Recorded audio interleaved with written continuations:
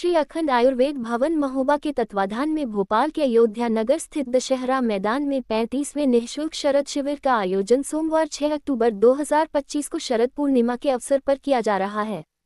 इस शिविर में श्वास दमा और भोपाल गैस्ट्रिक त्रासदी से पीड़ित रोगियों को नाड़ी परीक्षण के उपरांत आयुर्वेदिक औषधि दी जाएगी। ये औषधि गाय के दूध से बनी चावल की खीर को केले के पत्ते पर रखकर पूर्णिमा की अमृतमयी वेला में चंद्रमा की रोशनी में रखकर प्रातः 4:15 बजे ब्रह्म मुहूर्त में सेवन कराई जाएगी। ये शिविर रात भर चलेगा। इस शिविर की परिणाम मूलिकता के कारण देश भर से है, नहीं विदेशों से भी कुछ मरीज आते हैं। शिविर में लगभग 3 साल तक औषधि सेवन से श्वास दमा में काफी लाभ होता है। अब तक इस शिविर से लगभग 10 लाख लोग लाभान्वित हो चुके हैं। शिविर के माध्यम से समाज सेवा का भी संदेश दिया जाता है। यहाँ आने वाले मरीजों और उनके परिजनों या सहयोगियों से कुछ संकल्प कराए जाते हैं। मैं डॉक्टर नितिन तिवारी संयोजक हूँ ये शरद शिविर का। ये 35वां शरद शिविर है जो कि श्वास अस्थमा दमा और मिग गैस्ट्रादी से उत्पन्न लंग डिसऑर्डर्स के लिए अपना शिविर है। इसके अलावा मैं बताना चाहूँगा कोविड के भी जो साइड इफ़ेक्ट्स हैं, जिनके लंग्स खराब हुए हैं, उनके लिए भी यह दवा बहुत ही कारगर साबित हो रही है पिछले 4 साल में। क्योंकि कोविड के बाद एंटीबायोटिक्स और मोन्टेल्यूकोसाइड्स वगैरह का उपयोग लोगों ने मेडिकल स्टोर पर जा जाके बहुत किया है।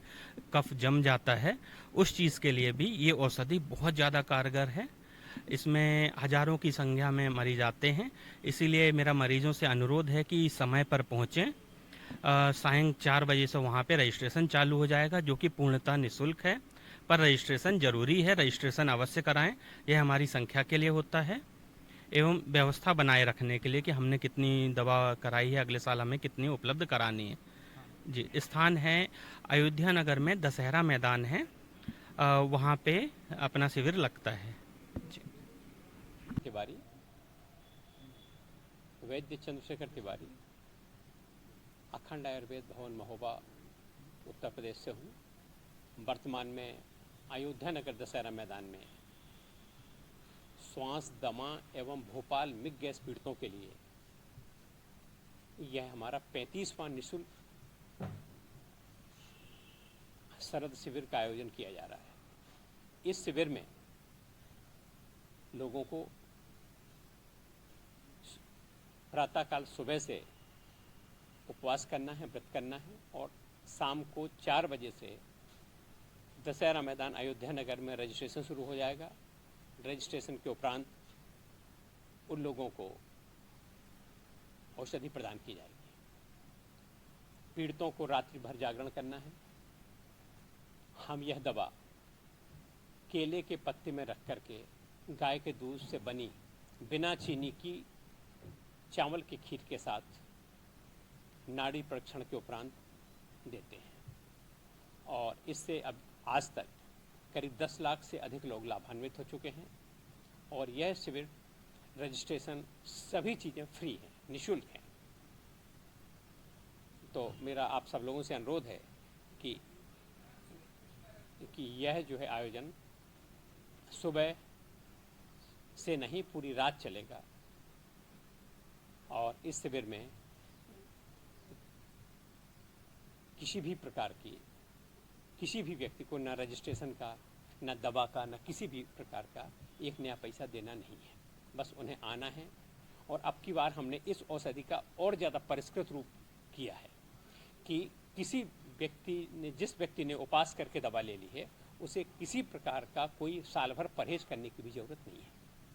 अगर यह औषधि 3 बार ले ली जाएगी तो हमेशा के लिए श्वास दमा मिट जाता है। हाँ, अभी तक जो है क्या नाम, आप आइए और वहाँ लोगों से पूछिए। आज तक कोई पंपलेट नहीं बांटा गया है, किसी प्रकार से हम लोगों ने कोई वो नहीं करते हैं। और हजारों की संख्या में, कम से कम 16-17 हज़ार लोगों ने पिछले साल दवा ली है। और इन चीज़ों का रजिस्ट्रेशन होता है, हमारे पास रिकॉर्ड है सबका।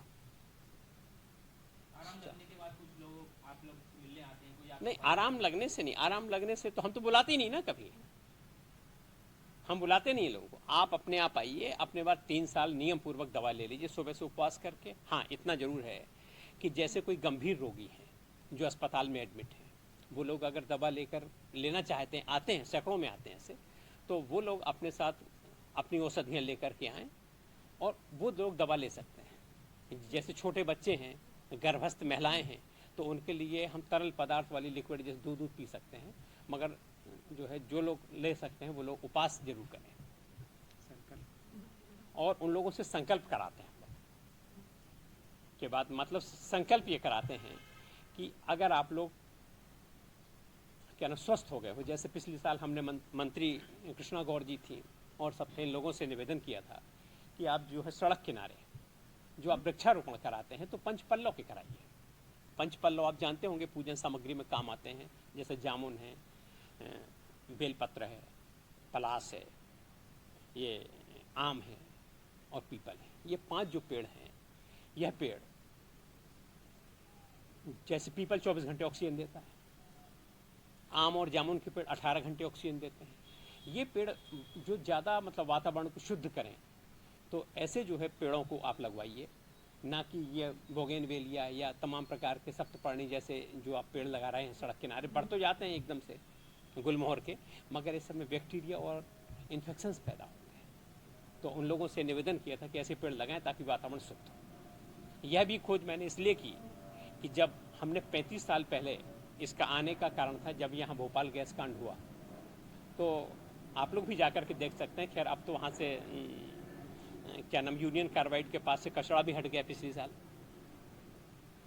वहाँ आसपास जहाँ पर पीपल के पेड़ थे उस समय, तो वहाँ पर डेथ कम हुई। मतलब जैसे किसी के घर के पास पीपल का पेड़ था या नीम का पेड़ था तो वहाँ डेथ कम हुई। और बाकी जगह जबकि स्टेशन पर प्लेटफार्मों पर लोगों की भीड़ मतलब गिरी पड़ी थी। तो ये सारी चीज़ें जब हमने खोज किया गया, तो मेरा निवेदन ये है कि इससे वातावरण शुद्ध होगा। एक तो हम पंचपल्लव के पेड़ लगाने, और उनका जो लोग ठीक हो गए हैं उन लोगों से निवेदन करते हैं या उनके कार्यकर्ता जो उनके साथ आते हैं अटेंडेंट, कि आप 5 पेड़ लगाएं और उनका कम से कम 5 साल तक संरक्षण भी करें ताकि वो पेड़ सूखें। दूसरा इसका कारण है कार्यक्रम होता है, माइक स्टेज वगैरह बनता है, उस पर 8 बजे से कार्यक्रम शुरू होता है। मतलब 4 बजे से रजिस्ट्रेशन होता है और दवा बांटने का कार्यक्रम 8, साढ़े 8, 9 बजे से शुरू होता है, जो रात भर चलता है। लोग लाइन में लगते हैं रजिस्ट्रेशन कराने वाले। तो भजन पूजन के कार्यक्रम लोग अपना जो भी मनोरंजन करना हो वो करते रहते हैं। 1 घंटे का कार्यक्रम होता है, जिससे कोई मुख्य अतिथि वगैरह भी आ जाते हैं, तो उनके हाथों से भी दवा बंटवा देते हैं। चुनिंदा दवा कितने बजे बांटते हैं? रात हमारा 8 बजे का उद्घाटन का टाइम रखा है, मगर आप इसको मेंशन ना करें, मेरा ये है, क्योंकि नहीं तो लोग मतलब फिर सुबह से ही परेशानी मतलब शाम से ही कर सकते हैं उस टाइम पे, इसलिए भगदड़ ना मतलब से इसलिए। कितने लोग लाभ उनके लिए सब कंडीशन रहेगी, क्योंकि वो छोड़ तो सकते नहीं है, उम्र ज़्यादा हो जाती है। देखिए अब की बार मैंने क्या कहा कि हमने इस औषधि का परिष्कृत रूप दिया है, तो हम कोई परहेज नहीं करा रहे हैं, मगर आदतों को कम तो कर सकते हैं लोग। जैसे वो 10 बीड़ी पीते हैं तो 1-2 पी लें, धीरे धीरे करके छोड़ें भाई। एकदम आदत, देखिए आदत का तो कोई इलाज ही नहीं है, और अगर आप आदत का इलाज अगर हम करने लगे तब तो फिर कहने का मतलब कुछ बात ही नहीं है। तो आदत का इलाज नहीं है हमारे पास अब कोई भी, मतलब थोड़ा थोड़ा कम करें। जैसे जैसे आप 10 बीड़ियाँ पीते हैं तो 2 पिएं, फिर 1 करें, धीरे छोड़ें।